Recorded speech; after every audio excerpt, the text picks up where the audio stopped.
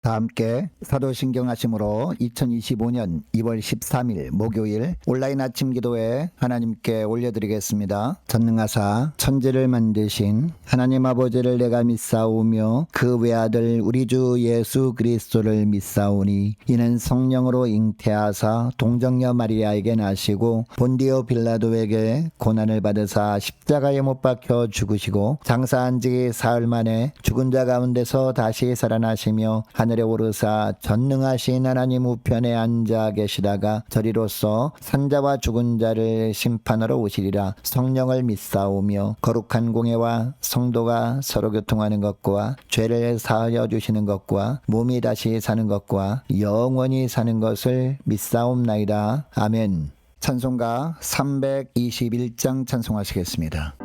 우리들이 싸운 것은 혈기 아니요 우리들이 싸운 것은 육체 아니요 마귀 관세 맞서 싸워 깨쳐버리고 죽을 영혼 살릴 것일세. 한 마음으로 힘써 나가세. 한 마음으로 힘써 싸우세. 악한 마음의 군사들과 힘써 싸워서 승전보를 울리기까지. 우리들의 힘과 보쇠가 아니요 우리들의 가진 검은 강철 아니요 하나님께 받아가진 평화의 복음 거룩하신 말씀이로다. 한 마음으로 힘써 나가세. 한 마음으로 힘써 싸우세. 악한 마음의 군사들과 힘써 싸워서 승전보를 울리기까지. 악한 마귀 죄 아무리 강할지라도 우리들의 대장 예수 앞서 가시니 주저 말고 용감하게 힘써 싸우세. 최후 승리 얻을 때까지. 한 마음으로 힘써 나가세. 한 마음으로 힘써 싸우세. 악한 마귀 군사들과 힘써 싸워서 승전보를 울리기까지. 죄악 중에 빠진 사람 죄를 뉘우쳐 십자가에 달린 예수 믿기만 하면 위태한 데 빠진 영혼 구원 얻어서 천국 백성 될 것임일세. 한 마음으로 힘써 나가세. 한 마음으로 힘써 싸우세.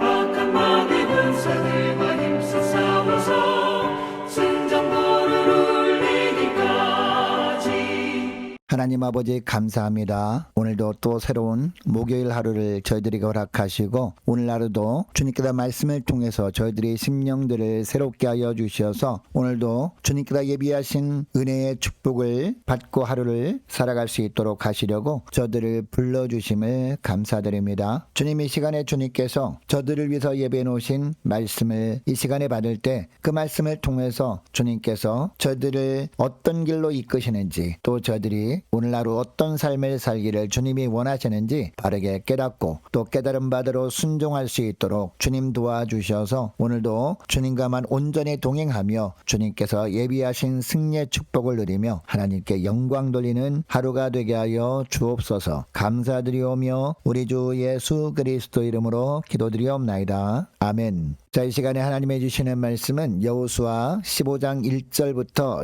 19절까지 말씀 보겠습니다. 자, 화면에 보시면서 여호수아 15장 1절부터 우리 함께 합독하시겠습니다. 또 유다 자손의 지파가 그들의 가족대로 제비 뽑은 땅의 남쪽으로는 에돔 경계에 이르고 또 남쪽 끝은 신광야까지라. 또 그들의 남쪽 경계는 염의 끝 곧 남향한 해만에서부터 아그라빔 비탈 남쪽으로 지나 신에 이르고 가데스 바네아 남쪽으로 올라가서 헤스론을 지나며 아달로 올라가서 돌이켜 길가에 이르고 거기서 아스몬에 이르러 애굽 시내로 나아 나아가 바다에 이르러 경계의 끝이 되나니 이것이 너희 남쪽 경계가 되리라. 그 동쪽 경계는 여매이니 요단 끝까지요. 그 북쪽 경계는 요단 끝에 있는 해만에서부터 벳 호글라로 올라가서 벳 아라바 북쪽을 지나 루벤 자손 보한의 돌에 이르고 또 아글골짜기에서부터 드비를 지나 북쪽으로 올라가서 그 강 남쪽에 있는 아두민 비탈 맞은편 길가를 향하고 나아가 엔세메스 물들을 지나 엔로겔에 이르며 또 흰놈의 아들의 골짜기로 올라가서 여부스 곧 예루살렘 남쪽 어깨에 이르며 또 흰놈의 골짜기 앞 서쪽에 있는 산 꼭대기로 올라가나니 이곳은 르바임 골짜기 북쪽 끝이며 또 이 산 꼭대기에서부터 넵도와 샘물까지 이르러 에브론산 성읍들로 나아가고 또 바알라 곧 기럇 여아림으로 접어들며 또 바알라에서부터 서쪽으로 돌이켜 산에 이르러 여아림산 곧 그살론 곁 북쪽에 이르고 또 벳세메스로 내려가서 딥나를 지나고 또 에그론 비탈 북쪽으로 나아가 시크론으로 접어들어 바알라산을 지나고 얌느엘에 이르나니 그 끝은 바다며 서쪽 경계는 대해와 그 해안이니 유다 자손이 그들의 가족대로 받은 사방 경계가 이러하니라. 여호와께서 여호수아에게 명령하신 대로 여호수아가 기럇 아르바 곧 헤브론을 유다 자손 중에서 분깃으로 여분네 아들 갈렙에게 주었으니 아르바는 아낙의 아버지였더라. 갈렙이 거기서 아낙의 소생 그 세 아들 곧 세세와 아히만과 달메를 쫓아내었고 거기서 올라가서 드빌 주민을 쳤는데 드빌의 본 이름은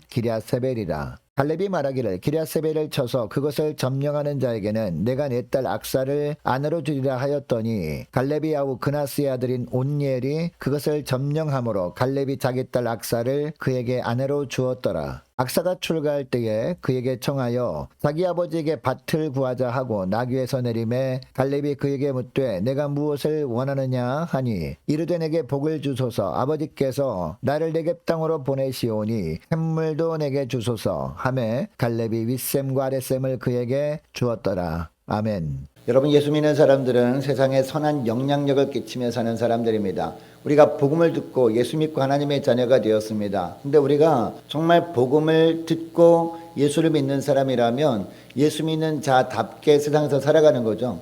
자, 그래서 세상에 선한 영향력을 끼치며 살아감으로 말미암아 이 세상이 하나님 나라로 점점 변화가 되게 하는 그런 사람들이라는 거죠. 자, 그러면 우리가 예수 믿는 자로서 어떤 삶을 살 때 세상에 선한 영향력을 끼치며 살아갈 수 있느냐. 자, 오늘 본문에 보니까요. 그 첫째로 구원의 은혜 감사함으로 기쁨으로 맡기된 사명을 감당하는 겁니다. 자, 1절부터 보니까 요단강 서편 가나안 땅을 분배하는데 가장 먼저 유다 지파가 땅을 분배를 받습니다. 자, 그런데 유다 지파의 경계를 쭉 설명을 하거든요. 가장 먼저 남쪽 경계가 어디다라는 이야기를 합니다. 시계 반대 방향으로 해가지고 남쪽부터 그리고 동쪽 경계 이야기를 하고 그 다음에 북쪽 경계 이야기를 하고 그 다음 마지막으로 서쪽 경계를 쭉 이야기를 하는데 근데 그 지역들을 보니까 특징이 있습니다. 어떤 특징이 있느냐? 바로 옆에 대적들이 있었다는 거죠. 이 남쪽 경계를 보면 가나안 땅 맨 남쪽을 분배받은 곳이구나. 그곳이 바로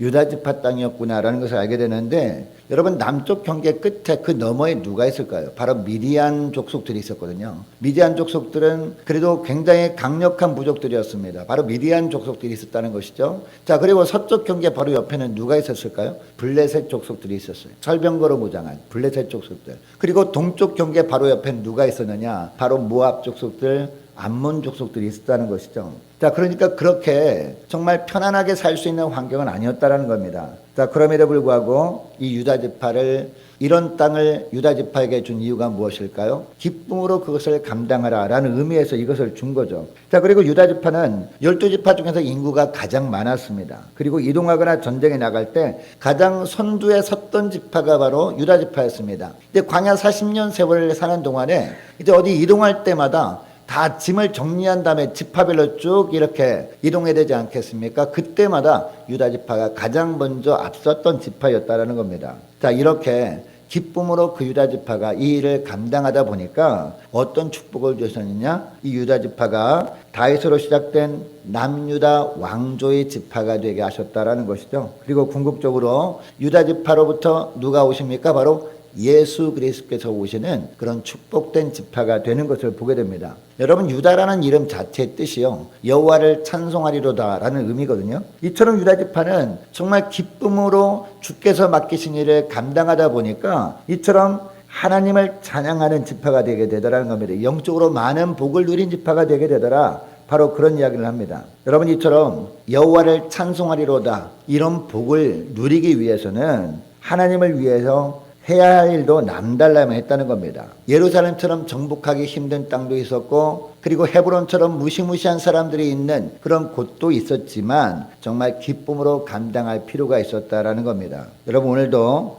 우리가 받은 은혜가 남다른 은혜입니다. 우리는 하나님의 은혜로 날마다 살아가고 있고, 하나님의 은혜로 구원받았을 뿐만 아니라 날마다 하루하루 주님이 베푸신 은혜로 살아가고 있지 않습니까? 그만큼 우리가 하나님을 찬양하리로다, 이렇게 이름을 붙였던 유다지파 같은 축복을 누리며 살아가고 있는데, 자, 우리가 그러면 어떤 삶을 살아야 되느냐? 남들보다 왜 더 많은 수고를 하게 합니까? 라고 하면서 우리가 불평하기보다도 하나님께서 맡겨주신 그 사명들을 구원의 은혜 감사함으로 우리가 기쁨으로 감당할 때 이런 은혜가 지속된다라는 것이죠. 아무쪼록 우리에게 하나님께서 직분을 주셨고 또 많은 일을 감당하게 하신 것은요, 정말 감사한 일이라 라는 것을 기억하고 주님의 맡기신 일에 기쁨으로 잘 감당할 수 있는, 그래서 세상에 선한 영향력을 끼치며 살아가는 저와 여러분 되시기를 축복합니다. 자, 그리고 둘째로 삶 가운데 베푸실 하나님의 은혜만을 갈망하며 사는 겁니다. 13절부터 보니까 여호수아는 여호와의 명령에 순종해서 기럇 아르바 곧 헤브론을 여분네 아들 갈렙에게 줍니다. 여러분, 우리가 어제 살펴봤던 것처럼 갈렙이 나이가 그때 몇 살이었다고요? 85세였다는 것이죠. 그리고 육신적으로는 힘이 없는 그런 상황이었다는 겁니다. 그럼에도 불구하고 이 여호수아에게 갈렙이 어떻게 했습니까? 이 산지를 내게 주소서라고 합니다. 그때와 마찬가지로 내가 지금 강건하다라고 하는데, 이 강건함이 어떤 강건함? 육신적인 강건함이 아니라 영적인 강건함이었다는 거죠. 하나님을 향한 믿음이 그대로다, 그때와 지금이다 똑같다라고 하면서 그 땅을 자기에게 달라라고 했다라는 것이죠. 자, 그래서 이 갈렙이 어떻게 합니까? 이 전투를 벌여서 아낙의 후손인 세세와 아히만과 달베를 그 땅에서 쫓아냈다라고 하고 있죠. 어떻게 쫓아내느냐? 하나님께 은혜를 간절히 소망한 겁니다. 하나님께 은혜를 간절히 간구한 겁니다. 그때마다 하나님께서 은혜를 주시고 하나님이 대신 싸워주시니까 이 갈렙의 육신적인 힘은 없었다 할지라도 하나님께서 그를 통해서 승리케 하신 것이 바로 오늘 본문에 나오는 내용이거든요. 그리고 15절 말씀도 보니까요, 그는 헤브론 인근 지역인 드빌로 올라가서 그 지역을 정복하기까지 했다라고 하고 있습니다. 그리고 갈렙은 또 뭐라고 합니까? 기럇세벨을 점령하는 자에게 자신의 딸 악사를 아내로 주겠다라고 약속합니다. 이때 누가 나섭니까? 갈렙의 조카 온니엘이 나선 거죠. 여러분, 온니엘이 힘이 대단했기 때문에, 삼손 같은 힘이 있었기 때문에 바로 이 땅을 점령할 수 있던 것이 아니었거든요. 이 조카니까 이 갈렙의 삼촌 아니었겠습니까? 삼촌이 하는 것을 유심히 본 겁니다. 삼촌이 하는 것을 유심히 보니까 삼촌이 그처럼 나이가 많음에도 불구하고 하나님께서 부어주시는 은혜를 갈망하며 나갈 때, 저처럼 무시무시한 사람들도 이길 수 있었구나라는 것을 보고 안 겁니다. 그래서 본인도 하나님의 은혜를 간절히 갈망하며 나가면 얼마든지 승리할 수 있구나라고 생각하고 그렇게 나간 겁니다. 하나님의 은혜를 정말 간절히 소망하면서 기도하며 나갔더니 하나님께서 온니엘을 통해서 승리를 안겨주시더라라는 겁니다.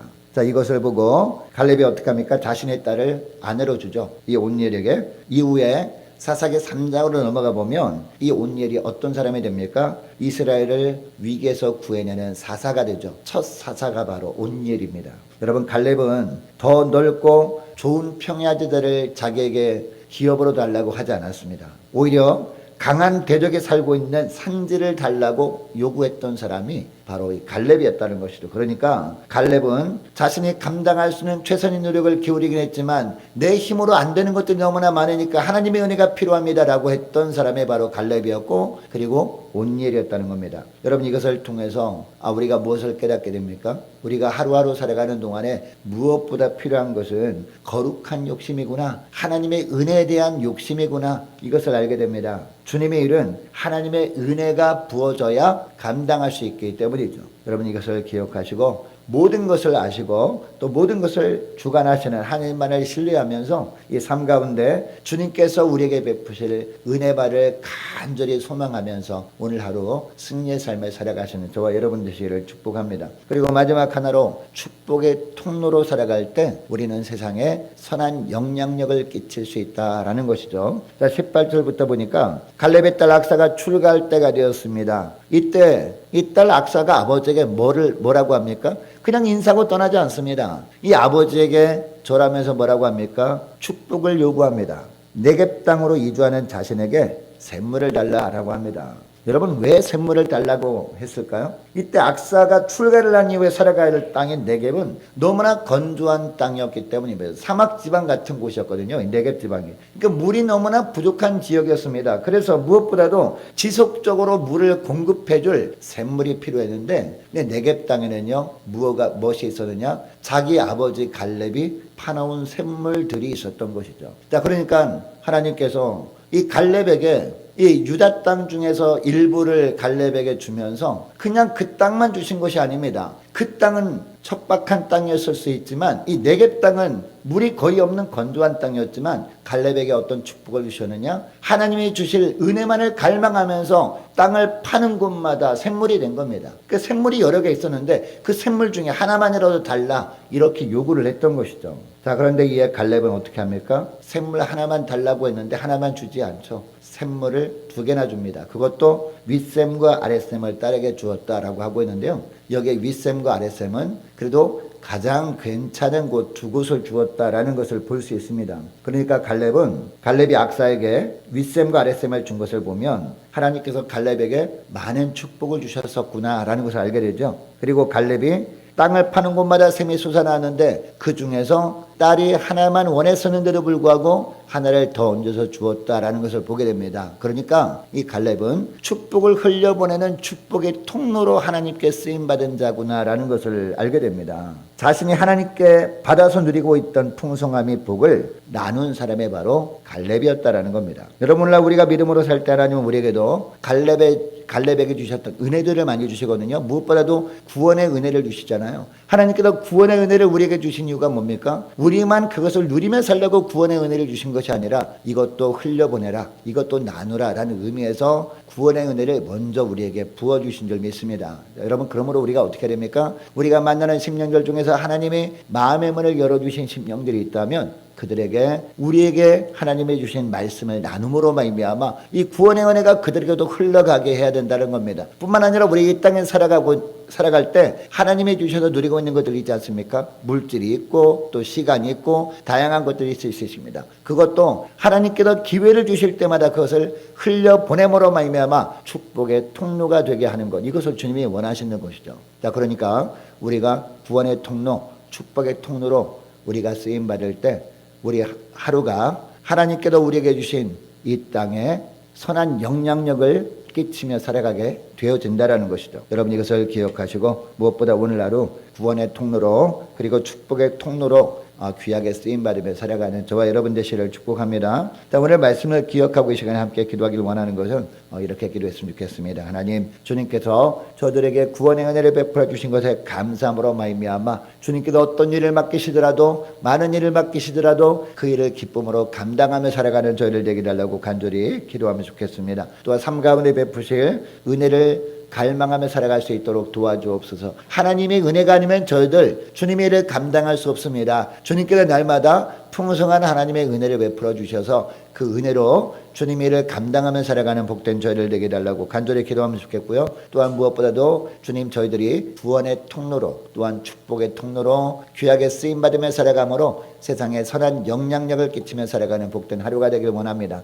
간절히 기도했으면 좋겠습니다. 오늘 말씀을 기억하며 함께 기도하기를 원합니다. 계속 기도할 것은 오늘 목요일입니다. 오늘 오후 2시에 있을 목요 전도단 위에서 함께 기도하기를 원합니다. 또한 오늘 하루도 주님께서 저들에게 영적인 분명한 분별력을 허락해 주셔서 분명한 영적 분별력을 가지고 살아갈 수 있도록 도와달라고 함께 이 시간에 기도하기를 원합니다. 또 올해 세워진 일꾼들을 위해서 교회 재정을 위해서 함께 이 시간에 기도하기를 원하고 각 기관을 위해서 유초동부와 중고동부 청년부를 위해서 남녀전도회와 각 구역을 위해서 함께 이 시간에 기도하기를 원합니다. 또 많은 환우들이 있습니다. 환우들 위해서 기도해 주시기 바라고 취업을 앞둔 지체들을 위해서 성사님들 가정들과 나라와 민족과 우리 교회의 앞날을 위해서 또 저와 여러분이 가지고 나온 기도 제목을 놓고 우리 함께 이 시간에 기도하기를 원합니다. 기도하겠습니다.